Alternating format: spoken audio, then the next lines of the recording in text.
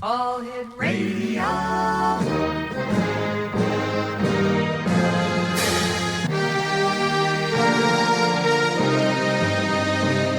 Welcome to the X Zone, a place where fact is fiction and fiction is reality. Now, here's your host, Rob McConnell.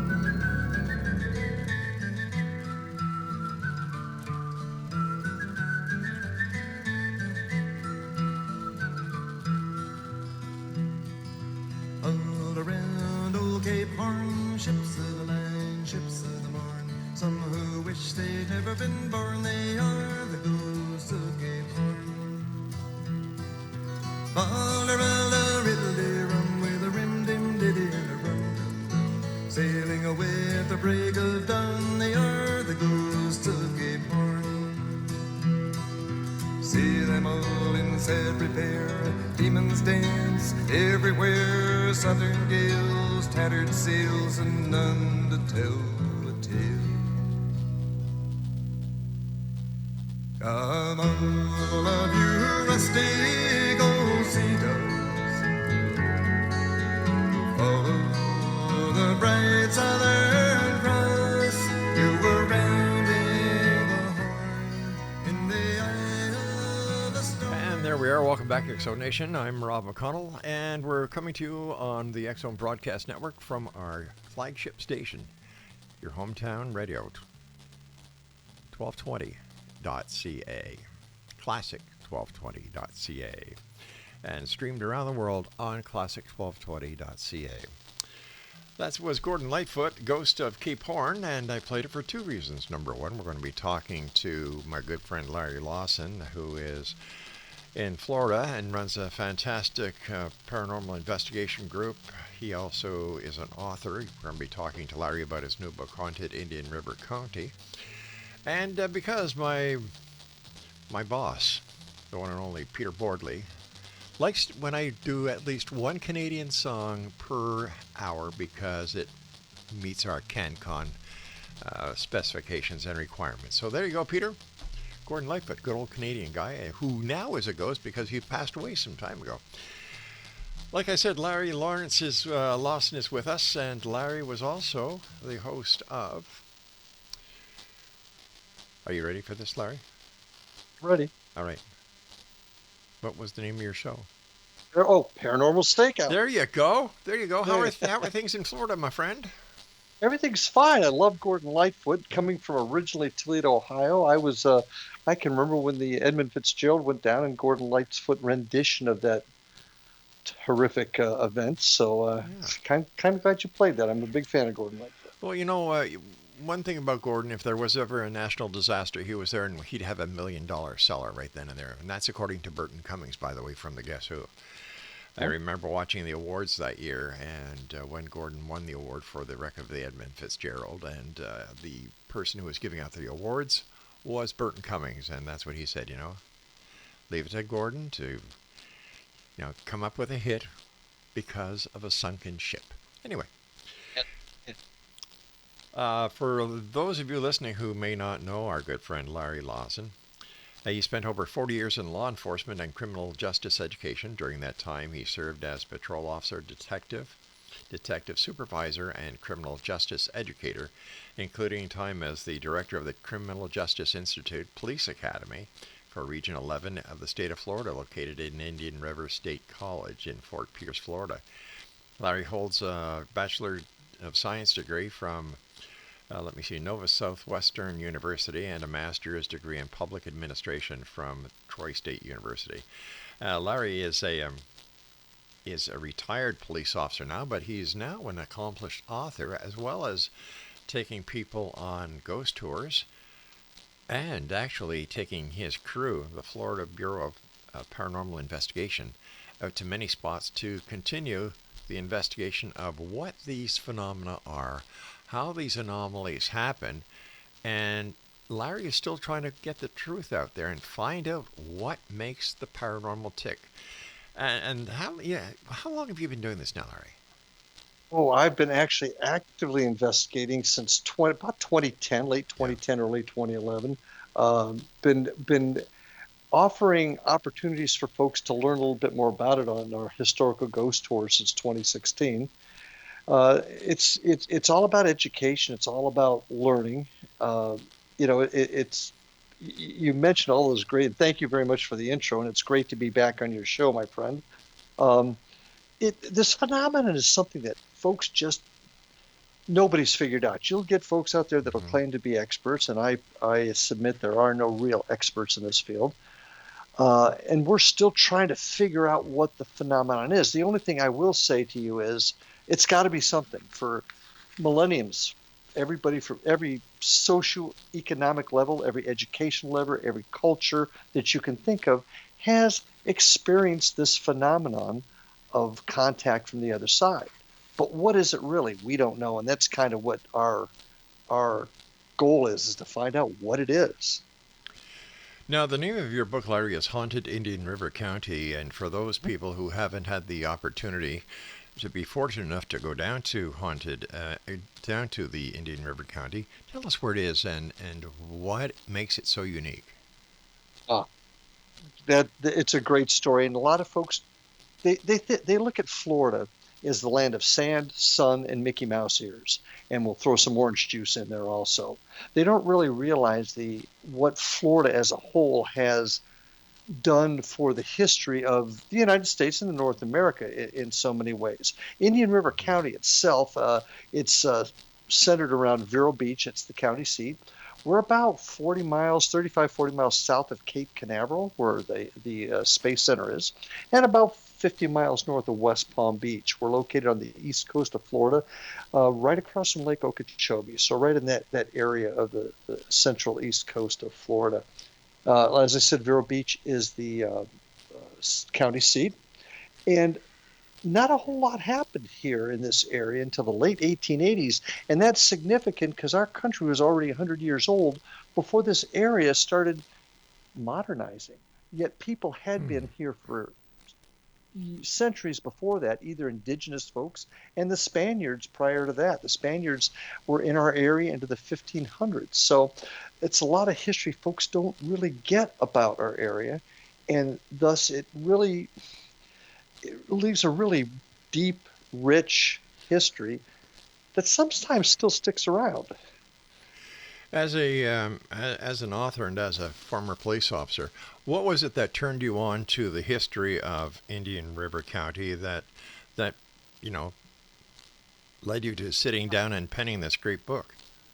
Well, first of all, I'm a history buff. Always have been a history buff, and I love studying the areas that I live in. And I've worked and lived in this area since 1984. So, knowing that, and we call it our area, which covers 4 counties, the Treasure Coast, and it's named after one of the many Spanish fleets. Well, there was one Spanish fleet in particular in 1715 that went down carrying all kinds of jewels, and that's what made our area the Treasure Coast. And that history itself of how that happened was interesting. There's been incidents I've had in the area as a law enforcement officer that intrigued me. The one thing that got me curious about what was on the other side was an incident that occurred actually in St. Augustine back in 2010 with my son, and that incident got me curious as to what this whole phenomenon was. Can you share that with us, Larry?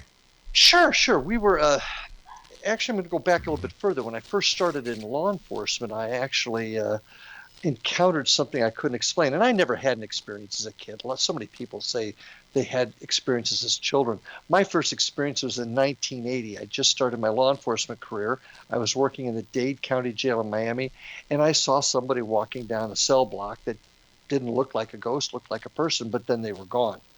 So that always held my interest. But it was in 2010 in an incident in St. Augustine with my son.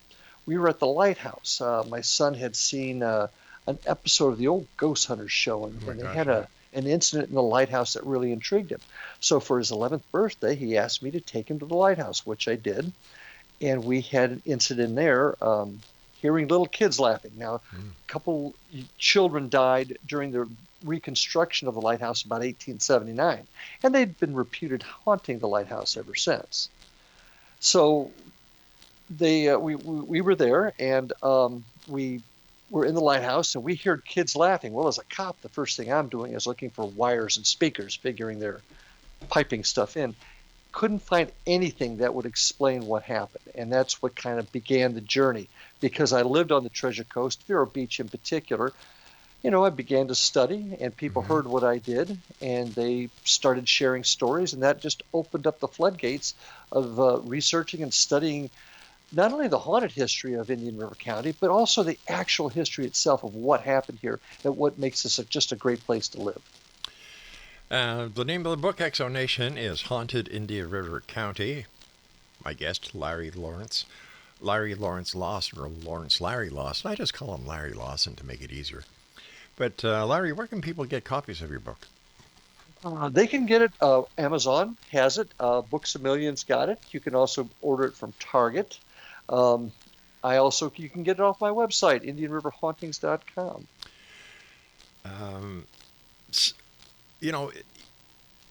I've been to your area.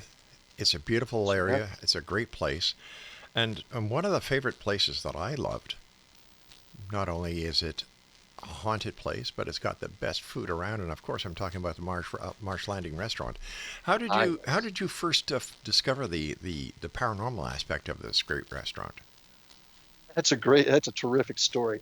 So I retired. I had been running the police academy for a number of years and retired from the state, and of course went right back into police work. And I went out to little old Fellsmere, a very small town that has a wonderful history. It was supposed to be the gateway to the South, and it was incorporated in 1915. Floods, because Florida's under the water table, the floods and everything ruined what the town was supposed to become. So it remained a small town, but a wonderful place. And I loved it out there. So once I retired from the state, I went back into full-time police work out in Fellsmere, and I was the detective out there. And people heard about what I did, and next thing I know, folks are coming, you need to go here, talk to this person, see this place. So I actually went over to the Marsh Landing to talk to Fran Adams, former county commissioner. Her deceased husband had been the lieutenant governor of the state of Florida. Wow. A very highly educated, well-rounded family. And I asked her about what had happened there that I'd heard. And Larry, what I'm going to ask you to do is hold that thought. We're going to come back to Marsh Landing on the other side of this break. Exonation, Larry Lawson is my special guest. He is the author of Haunted Indian River County. It's available on Amazon.com and, of course, on his website as well.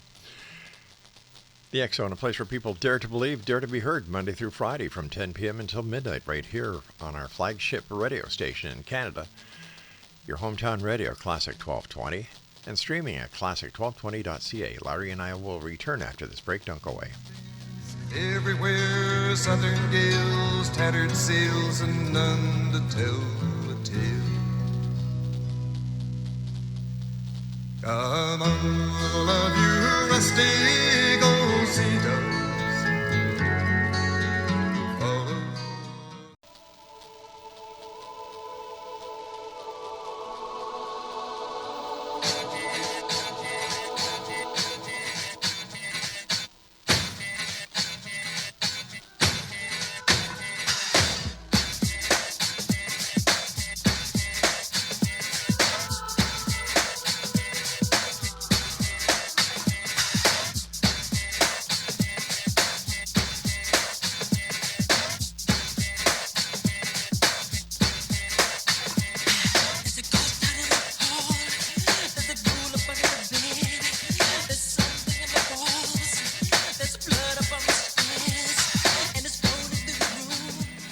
Welcome back, everyone. This is the X Zone. I'm Rob McConnell. We're coming to you from our broadcast center and studios in St. Catharines, Ontario, Canada. And my guest this hour is my good friend Larry Lawson, who is the author of Haunted Indian River County. And if you'd like to get your copy of the Haunted Indian River County, I guess the best place would be go to Amazon.com or Amazon.ca. You know, I wonder if anybody's ever seen a ghost of Michael Jackson, speaking about Michael Jackson's song that we played coming into this break, from this break, called Ghost. It's somebody has claimed to, I guarantee you. Really, eh? All right, before we went to the break, we were just started to talk about Marsh Landing Restaurant in Fellsmere.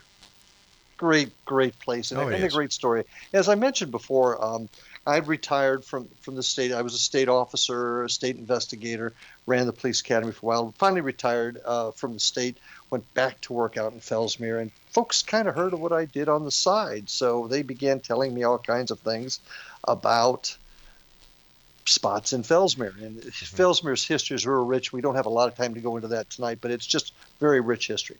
Well, at any rate, one of the places I was told to go was the Marsh Landing, where I spoke to the owner, whose name is Fran Adams.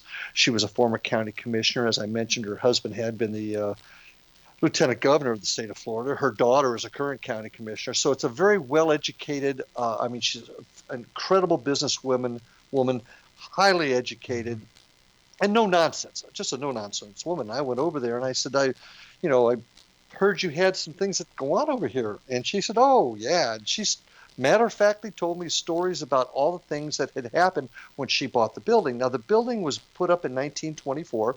It was known as the Fellsmere Estates Corporation, and it's where they were going to be selling land out of during the third Florida land boom.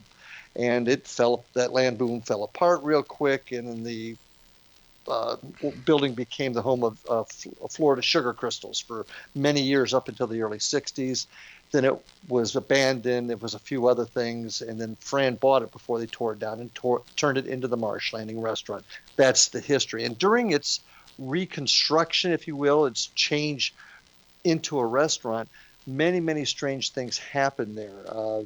Some of my favorite stories is that she's seen this particular incident several times. It's like what we call a residual type haunt. She said there was a lady in white that went from one end of the building to the other, and she just sort of floated across it. You couldn't get her attention. She didn't acknowledge you. She just went from point A to point B. And Fran just tells it like it's, yep, I've seen it about 6 times, and she just does her thing. And from there, it was about another guy that was putting in the new windows and called her about 10 o'clock at night screaming because he looked up and there's a woman in white just staring at him. And the guy took off and would not come back and finish the windows unless she was in the building with him, meaning Fran. Staff members began to talk about the many things. A lot of this stuff is in the book. It's chairs moving, keys being thrown, people whispering in ears, all kinds of crazy things. And we've certainly investigated that place a number of times, and we've gotten some incredible bits of information out of there that we can't explain. I'm not going to sit here and tell you I know exactly what it was, but I know we couldn't explain it. So, wonderful place. And great food, I might add. Oh, hey, I can attest to that. Great food, great service, friendly people, especially when you're sitting there having a, what is it, alligator tail? Gator tail, really good. Gator tail, yeah, with Larry Lawson on the other side of the table. When you were doing the research for your book, or when you were investigating the different cases that you were going to put into your book, was there anything that you discovered that you did not know that just had the hair on the back of your neck standing up? Probably one of the most interesting things. Yeah, so there are several things in there, and we'll go back to Fellsmere for just a second. Sure. I had and I won't say who it was, but it was a member of the city government, a very high-ranking official, pull me aside one day and talk to me about how he saw a young man in period dress of the 20s, it appeared, sitting on a bench looking down, just kind of rocking his legs back and forth and he was right in front of where the principal's office was. This building, this is the old school, which is now the city hall. It was built in 1914. And the kid was sitting and then he was gone. And this city official came to me on the QT and said, look, I'm just telling you what happened. So that one was very, very interesting. I had another incident where the former city clerk, who has now passed away, would not go into the building at all because one night she was working there late and just heard a male scream in the attic. Now, there's no way to get to the attic except in front of her office, and you need like a 12-foot ladder to get through the hatch to get in there. So there's all kinds of interesting little things like that. We had another incident, once again in the old school, where one of my teammates was just asking Bill. This little boy, we know, we refer to him as Billy. We don't know if that's his name, but it's just something that keeps coming up. This little kid, and one day, Mark Holt's his name. He was a member of my team, also president of the Historical Society, I might add. Just asked the question, Billy, is this the room you like to be in? And they were in the auditorium. Clear as a bell, and it's on our website. You hear a little boy, and there were no kids in the building. I can attest to that. There were no kids in there, but you'll hear a little boy say, "Yes, sir." Wow. I mean, it happened. One of two things occurred there, Rob. Either I'm making this up, or it occurred. It can only be one of the two things. And that we've got. And I'll go with I'll go with it that it actually occurred. It did, and so yeah, we've had a couple of really interesting things happen out there. We were in the old library, which is the oldest operating library in the county in Fellsmere, and we had a chair. The chairs were interlocked, but one of those chairs came loose on its own, and an individual that was with us saw the chair come up off the table and float and drop to the ground. Holy cow! Now, I mean, right in front of him, and we couldn't figure it out. So yes, tons of things that we just can't explain. When you do your investigations, as a paranormal investigator here, what do you look for? What are some of the red flags that you look for when investigating a case? When you say red flags, are you referring to things that tell us it's not paranormal? Yeah. Okay. We look first thing we do is, and we use a very law enforcement type of approach to all this, and we are collectors of evidence. We are not purveyors of stories or thrill seeking. We are collectors of evidence. And what we do is we look for hot spots for electronics in a building that might set pieces of equipment off. A lot of investigators, they'll find a cold spot. And if we do, the first thing we're going to do is look for an open window or an air conditioning. In Florida, windows don't necessarily mean it's going to be cold, so we'll look for an air conditioning vent or something like that. So we're always trying to look for the logical explanation for something to happen before we jump to the conclusion it's unexplainable. And sometimes it's a little tough. We did an investigation that was actually just over the next county, and this is about 6-8 months ago. This is a good example of it. And I'm looking at I have a trap camera that is set up, and it catches movement. And Rob, I saw a little kid's face behind. It was in a storage room, and they had a Christmas tree in there they were storing, and I saw a little kid's face coming around the Christmas tree, and I'm like, what in the heck? Because I'm looking at it, and there's there's nobody else around. But because of the importance of the possibility that this is a very important piece of evidence, we took extra time to scrutinize it. And what ended up happening, and it took a while to figure this out, and this is what's important, you have to examine evidence carefully. One of my people had come in unbeknownst to me and had their young infant on a backpack, like a backpack type of thing. Yeah. And they had crossed in front of the Christmas tree at such an angle that when the trap camera went off, she was right behind the tree and you couldn't see her. But what you could see was the little baby looking around. I can't say a lot of folks, because most folks in the field are good about this stuff. But some people would have looked at that and immediately said, ghost of a child. Well, no, it wasn't. There was a logical explanation for it. And that's what's so very important in this field, is looking for that logical explanation first. I appreciate the way that you conduct your investigations, and all the members of your team conduct it very professionally, because you're being a past police officer, you want it done right. But there are so many teams out there who go for the sensationalistic aspect of what they're trying to do, what they're trying to accomplish. How does that rub with you and your team? Well, first of all, let me say the teams that you hear doing that, I don't think are the majority. I think there's a lot of folks out there and that conduct their investigations with the utmost integrity. But there are some out there, and I call this, there's different types of investigators. Right. There's the researcher trying to find the answers, but then there's another a group that I call paranormal thrill seekers. Now that sounds like I'm being derogatory, and I don't mean it to be, because people wanting to go out to get the thrill, that's fine. I mean, why do people jump out of perfectly good airplanes, right? For a thrill. People do stuff like that, but those types of folks cannot be entered into the same field as serious researchers of the paranormal, if that makes sense.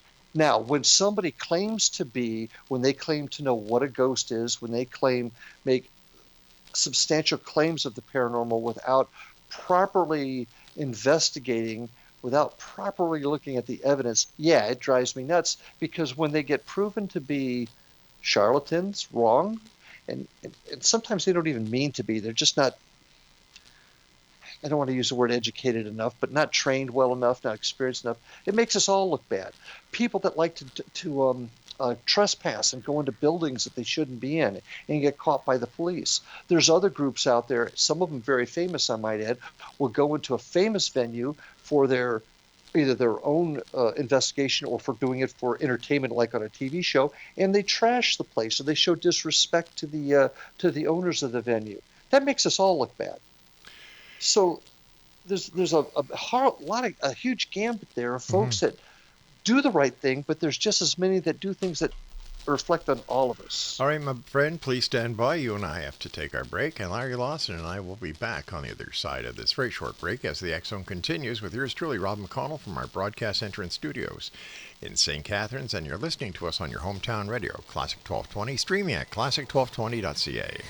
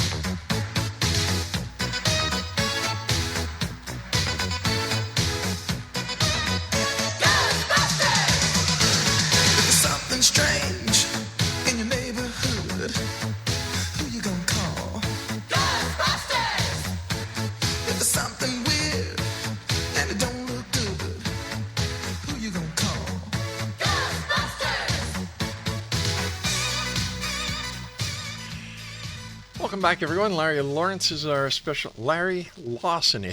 guest. I'm looking at his book title, and it's kind of throwing me off, so we got to rip off that front page. Just kidding. He's my special guest, and we're talking about his book entitled Haunted Indian River County. It's available on Amazon and other fine online book retailers. Larry, why do they call it ghost busting? Well, I think that's just a word that came out of commercializing, especially the movie. I would have been very disappointed if he hadn't played that song at some point during our visit tonight, by the way. I think that's a wrong term. I don't think that it's... I don't think that's correct, but it's done in fun, and I think that's, I guess, how you got to look at it, because it's nothing about ghost busting. It's about researching a phenomenon that we just don't understand what's occurring. So I was a cop for too many years to have names bother me, I guess. But it's not ghost busting. I think that's the bottom line there. Yeah, just ghost hunting, ghost busting. To me, that's negative connotations, because once you hunt the ghost down and you find the ghost, what the heck do you do with it? You can't shoot it, you can't kill it, you can't do anything to it. Well, there was one TV show that was on a few years ago where they actually attempted, part of their shtick was actually capturing a ghost, which obviously you can't do. And it does add a carnival, almost a carnival sense to it. And that certainly hasn't helped with the research. And, like I mentioned before, it's okay. A lot of folks don't think it's real. And that's absolutely fine. It's something that nothing's been able to prove. Certainly through science, we haven't been able to prove it. Right. But at the same token, I mentioned this earlier in our visit tonight, you can't deny that there's something that has gone on for centuries. Because people, as I said, people from every socioeconomic class, every level of education, people have experienced things. So to say that it doesn't exist is as silly as saying that every bump in the night is a ghost. So then again, what is it? And that's kind of where we're at. We're trying to put away the personal feelings, the emotional feelings of it, and try to figure out what the phenomenon is. And nobody's been successful doing that yet, but by God, I'm going to keep trying. The concept of ghosts, it seems that it flourished in the early 1900s, and there was a lot of trickery going on back then. How can somebody who is interested in looking at the phenomenon in a very organized and professional manner, how can they get involved? Are there any courses online or offline that people can take to become qualified ghost investigators? Well, see that now you're getting into something that I feel is very important, like police work. We have certain standards and training that is required of us to conduct our jobs as law enforcement officers in the state of Florida, for example.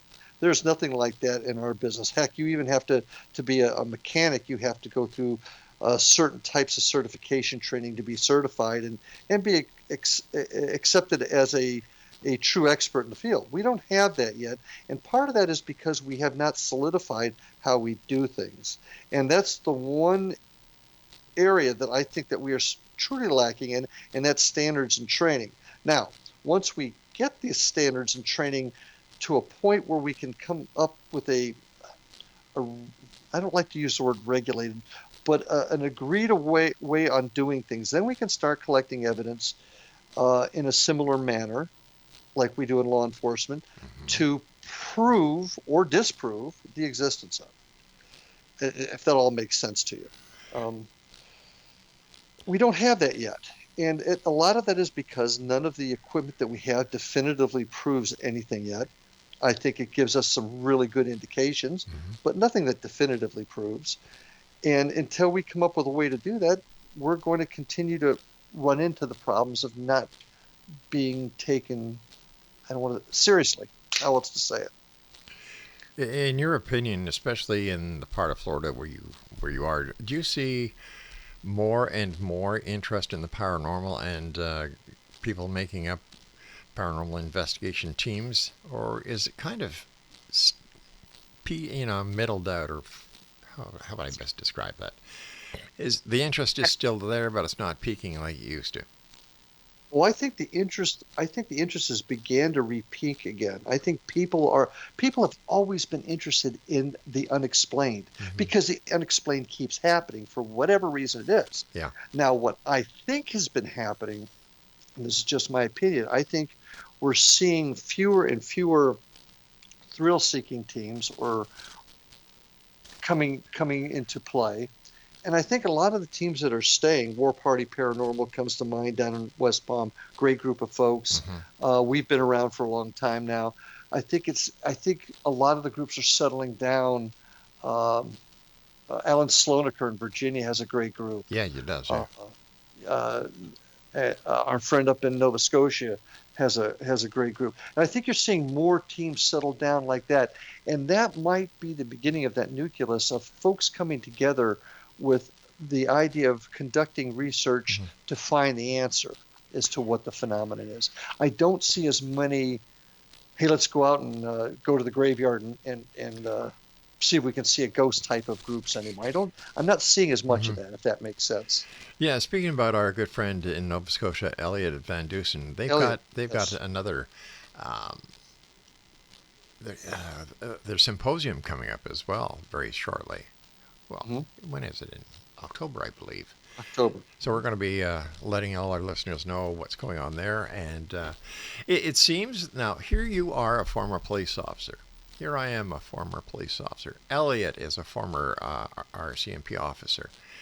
Alan Slonaker is a retired cop. Exactly. What do you think the draw of the law enforcement community is to the paranormal when it comes to the investigating of it. Because there are more former police officers becoming paranormal investigators than I've ever seen before. Well, for starters, when you and I first got in the business, if you talked about this sort of thing, your boss sent you for a psych exam. Yeah, Fit that's for true. duty exam. That's true. Yeah, I didn't talk about it. Another buddy of mine, Ike Enzi in New Mexico, Right. Does this stuff. But as time came on, and this is the one good thing about the TV shows. A lot of folks in the field badmouth the TV shows, but the reality of it is, it did bring it to the forefront of society and made it more socially acceptable. Exactly. When that happened, cops began to talk about it a little bit more. One of the favorite things I love to talk about is Honolulu, Hawaii PD. They did this is several years ago now, but they did an entire series of videos on YouTube. You can still see them, about the paranormal experiences of their officers. This was the police department doing it. That goes to show you how it kind of changed. Now, why cops also? Let's face it, Rob, you know this. We are in situations, we respond to crime scenes, we respond to horrible accidents, we respond to situations that are very emotional, very traumatizing. Oh, big and time. we end up, we see things, we experience things, and we see them, and we have to keep a front up when we're in the public's eye. But I'll tell you, back at the station, or later on at home, or when you get together with your buddies at the local pub to have a pint or two before you go because you've had a hell of a night, it's there. The emotion is there. Sure. Like, policemen are So- human. Yeah, folks tend to forget that, but we are human as anybody else. Yeah. But we're also in situations where, we're also working midnights. There's just a lot of circumstances around us that put us in positions to experience things. Now, you take all of that, you add the fact that cops, whether you're a patrol officer or you're a detective like I was, we investigate. So you take these experiences, you take maybe what other people have told you, or other people have you heard, or things that you've experienced yourself, and I think we've gotten to a point where we want to investigate, use our skills that we've been trained in, that we've honed over the years, and apply it to finding out what this phenomenon is. We are trained. We're trained interviewers, interrogators. We are trained to look for trace evidence. We are trained to look for things that a lot of folks don't. And we also are trained to have the structure to put an investigation together, to collect the evidence, to make a case. So I think all of those things together has drawn a lot more folks in our business into the field. And I think it's hugely helpful, because once you start investigating things with a very structure, with a way of doing it in mind, the evidence comes in, you're able to collect it, you're able to look at it, and it makes sense. And you can put it in orderly fashion. For example, you go to an investigation, a group that has no training, they hear a bump in the night. Oh, did you hear that? Yeah.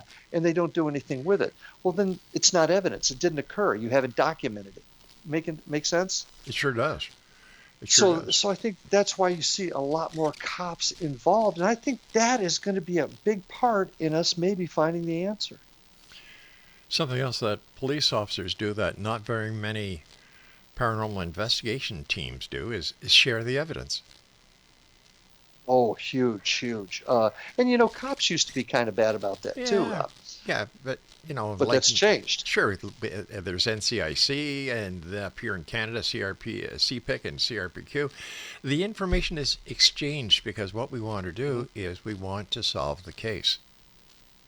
Exactly. And one of my big arguments towards standardizing investigations, and when I say standardizing, people tend to say you want everybody to do it your way. No, that's not true.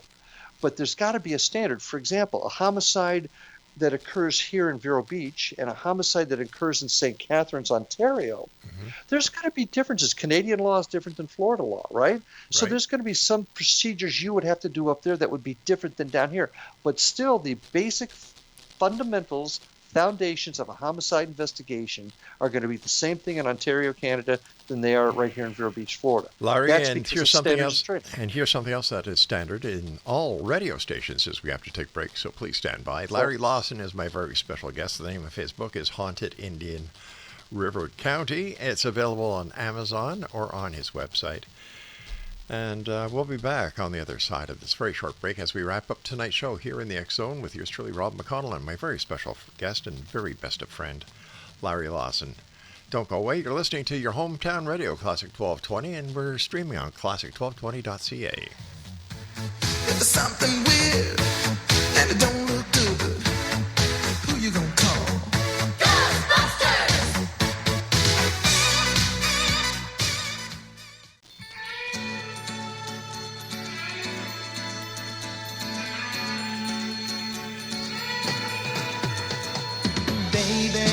If you've ever wondered whatever became of me, I'm living on the air in Cincinnati, WKRP. Got kind of tired of packing and unpacking, town to town, up and down the dial. Maybe you and me were never meant to be, just maybe think of me once in a while.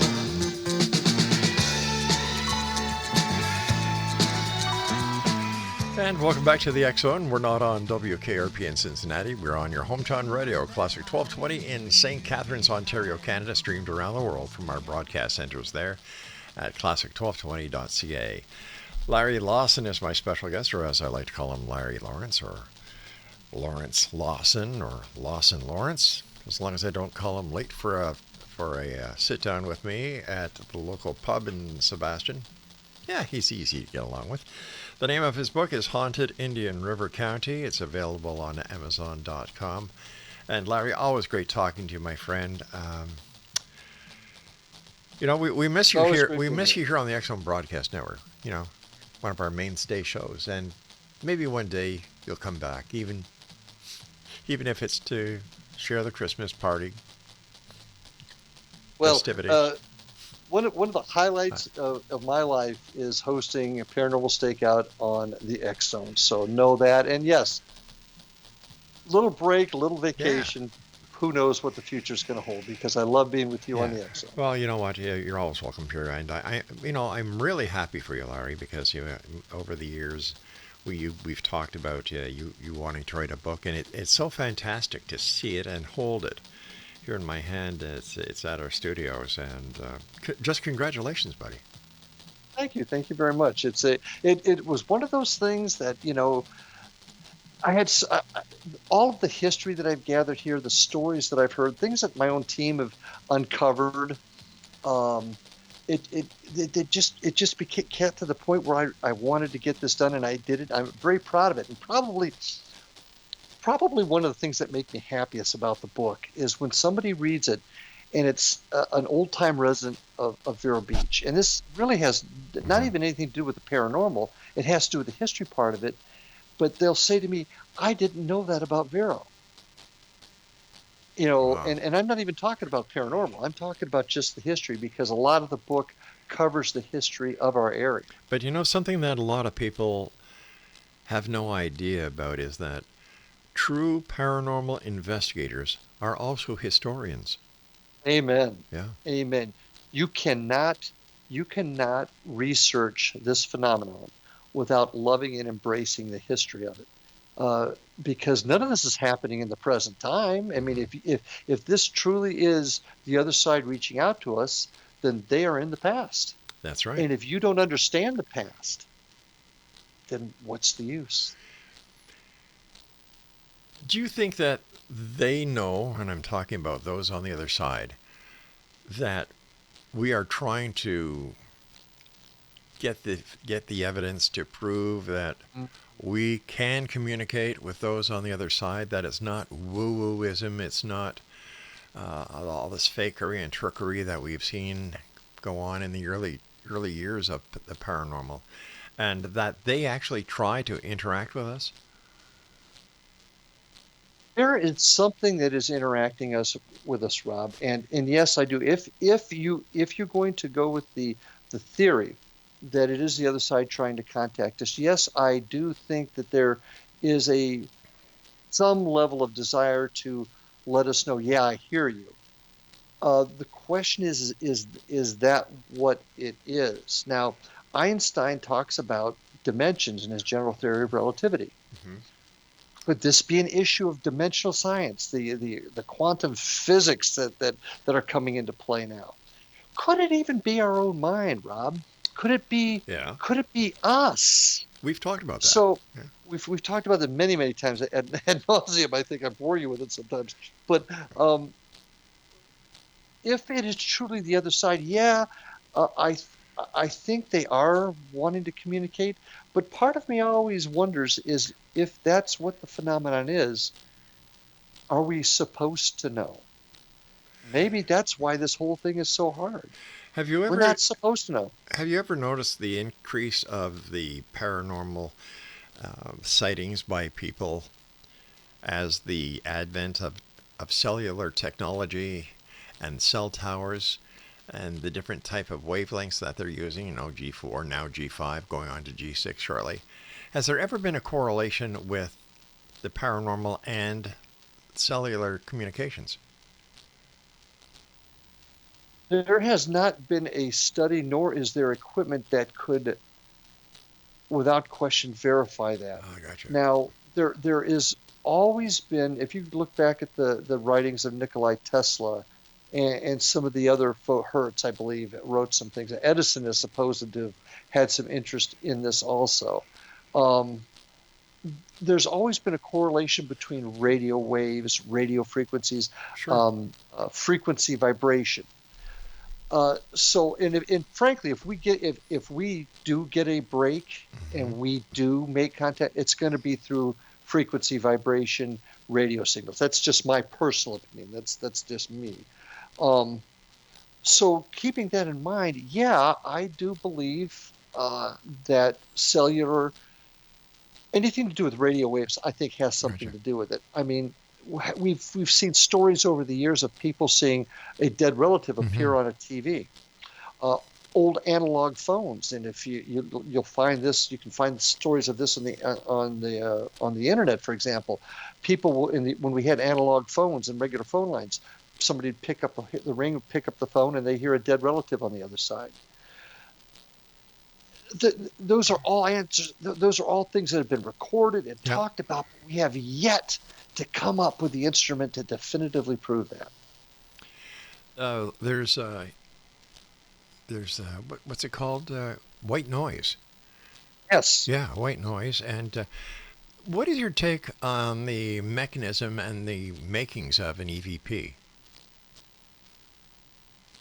Like, how can you not hear the person on the other side respond to a question, yet when you play that recording back or that digital file back, the answer is there? How do you I still boggle my mind with that one. Well, this is a really interesting question you posed to me, Rob, because I agree with you. It doesn't make sense. Yet I've seen it happen. That little Billy in the school is a classic example. There's another EVP we got. It was at an old prison up here. I was with my son Evan and a couple other folks. We were scouting it out to set up an investigation. We were just running a recorder while we were in there. On the way out, and this is on my website too, you hear my son Evan say the question, "It's a shame they were locked up here in life, and they are still locked up in the afterlife." Oh God! And then there was a very male voice that came out and said, "Hell, we ain't dead." Huh. It was there. Now we didn't hear it. So if you're asking for my theory, my thoughts, it's frequency and vibration. I don't know quite how to apply that yet. The easiest way for me to explain frequencies and vibrations like that, it's like our ears, our senses can't always hear things. A dog whistle is a very simple explanation to it. Dogs can hear it, but we can't. That's right. So there's frequency ranges. Now, how does it get imprinted on the device? I don't know. But another quick story to tell you, we were in Fellsmere one time. My oldest son, Ryan, very stoic, very serious-minded, no-nonsense kid. Just like his dad. He's even more so, trust me. But we were doing an event in Fellsmere, and he had some people. We were going into the old bank building, which is now the community center. And I saw this myself. So, I mean, this happened. Ryan has his iPhone out. Another member of the party had their, I guess it was a Galaxy, an Android phone, and they're both on recording. The question is asked, is there anybody here with us? On both phones, you could hear Ryan asking the question. But only on Ryan's phone, you heard the answer, but of course, just like that. Now, isn't that strange? On the Samsung phone, you heard nothing. Now, how the heck can you explain that? The only theory that I have is the calibration between the two, and the other side, maybe you have to hit it at the exact right moment when everything lines up. The frequency of hit, whatever on the other side, and the device you have now, and this is, I'm just throwing this out here because you can't explain what I just described to you. Yeah. How did you not hear it on the one guy's phone, but you heard it on my son's? And I saw that. Yeah, that is just one of the many questions that paranormal investigators like you, Larry, are all constantly asking. You know, speaking about equipment, we've got about 2.5 minutes left, Larry. Okay. Has there been any recent spectacular equipment coming on the market to make your job as paranormal investigators easier? There's been techniques that I think that have improved, but the equipment, nothing that has really flipped my skirt, if you will, that has said, wow, there is no question that if we get evidence on here... Whoa, hold. What do you mean by flipping your skirt? I didn't know you wore a skirt. The second I said that, I knew I opened the door for you. Yeah, you sure did, pal. I guess J. Edgar Hoover was your hero, huh? I guess what I'm trying to say is I have not seen anything yet that has absolutely... Okay, now I'm being serious. You got me. I have not seen a piece of equipment yet that has absolutely unequivocally told me that this is absolute evidence. I mean, I love SLS cameras. I think they have some possibilities, but there's too much of it that you get on those devices that you can't definitively say is an entity. As much as I believe in what we call instrumental transcommunication, which is basically EVPs and things like that, I think that's where we're going to get our hit.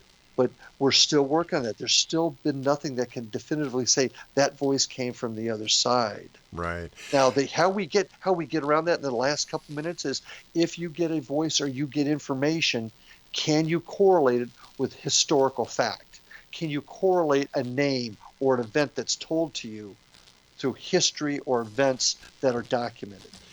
Well, here's an event that is documented. It's called The End of the Show.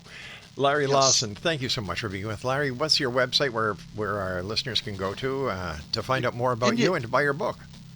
IndianRiverHauntings.com will also get you to our Florida Bureau of Paranormal Investigation website, so it'll go to both, and you can get my book on IndianRiverHauntings.com. It's Haunted Indian River County, and you can also find it on Amazon.com. All right, Larry, I hate to do this. I got to go, my friend. So, X-Zone until tomorrow, once again, we meet here in the X-Zone.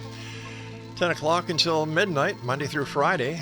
I'm Rob McConnell, and to all my listeners out there, my guests, thank you for being part of this great show.